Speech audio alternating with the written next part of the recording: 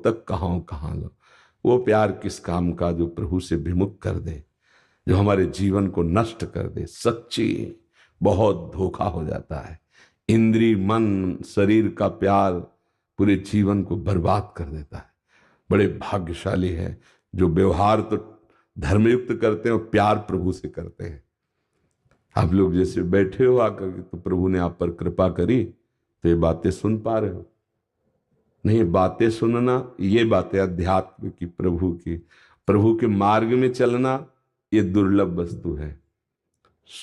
सुत दारा धन लक्ष्मी पापियों के घर होए, संत समागम हरि कथा तुलसी दुर्लभ दोए। इस संसार में दुर्लभ ये कि भगवत प्रेमी महात्मा मिल जाए और शुद्ध सत्संग मिल जाए, आध्यात्मिक शास्त्र सम्मत है, जो आपके मन को आनंद दे। इसमें किसी भी वस्तु व्यक्ति के सहयोग की जरूरत नहीं, चवन्नी की जरूरत नहीं, एक दाना की जरूरत नहीं। अरे भरण पोषण तो सबका भगवान कर रहे हैं। अध्यात्म को, उसको स्तर से नीचे मत गिराओ, अध्यात्म को नाटक मत बनाओ, अध्यात्म को व्यापार मत बनाओ, अध्यात्म को अध्यात्म रहने दो। व्यापार के लिए और भी बहुत सी बातें हैं। अध्यात्म तो केवल भगवत प्राप्ति की, और भगवत प्राप्ति के लिए आपको कहते कुछ जरूरत नहीं। सही पूछो तो हर जरूरत मिटा देना ही भगवत प्राप्ति है।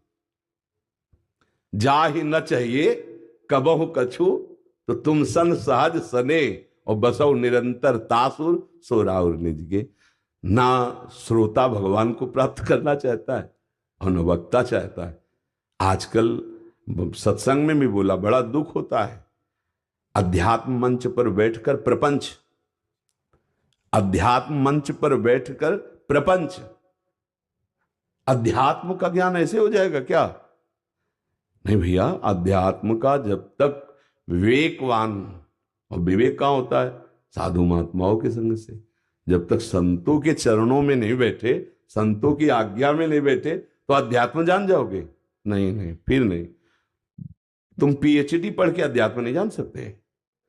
तुम चाहे जितने बड़े विद्वान हो, अध्यात्म को समझने के लिए किसी आत्मबोधवान महापुरुष का ही आश्रय आवश्यक है, तभी आप उस विषय को, तो अध्यात्म को आप सुन रहे हैं, बड़ी हम पर कृपा कर रहे हैं। भगवत मार्ग पर चलने की सोच रहे, बड़ी कृपा कर रहे हैं। नहीं तो बड़ा दुर्लभ होता जा रहा है अध्यात्म का श्रवण और अध्यात्म का कथन। प्रपंच के लोग, संसार के, वही सुनना चाहते जिससे मन जो है विषयी मन और विषयों में लग जाए, विषयी मन निराश हो जाए, विषयों की तरफ से उदास हो जाए और भगवान की तरफ उल्लसित होके चले। ये केवल सत्संग से होता है। बड़े भाग पाई सत्संगा, बिना प्रयास होई भव भंगा। संसार समुद्र सूख जाए, उसे सत्संग कहते हैं। ज्ञान जागृत हो जाए, सत आचरण जागृत हो जाए, भगवत प्रेम जागृत हो, तभी का तात स्वर्ग अपवर्ग सुख धरी तुलाय कंग, तूलनताय सकल मिल जो सुख लव सत्संग। केवल लक्ष्यदार भाषण और विविध प्रकार के मनोरंजन उससे सत्संग नहीं। मन भंजन, इंद्रिय निग्रह, मनोनिग्रह, स्वरूप बोध, भगवत प्रेम, ये सब सत्संग से होता है।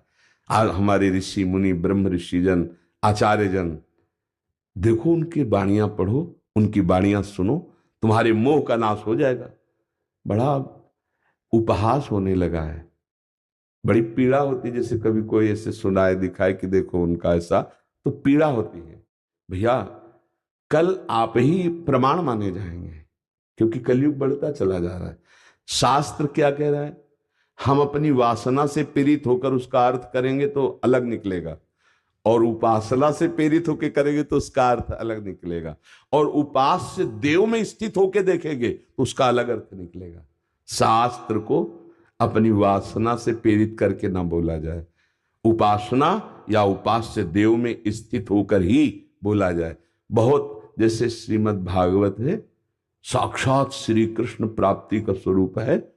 अगर हम उसको जो लिखा है वैसे गायन करें, वैसे श्रवण करें, तो एक भयंकर भूत भगवत पार्षद बन करके चला गया था, धुंधकारी।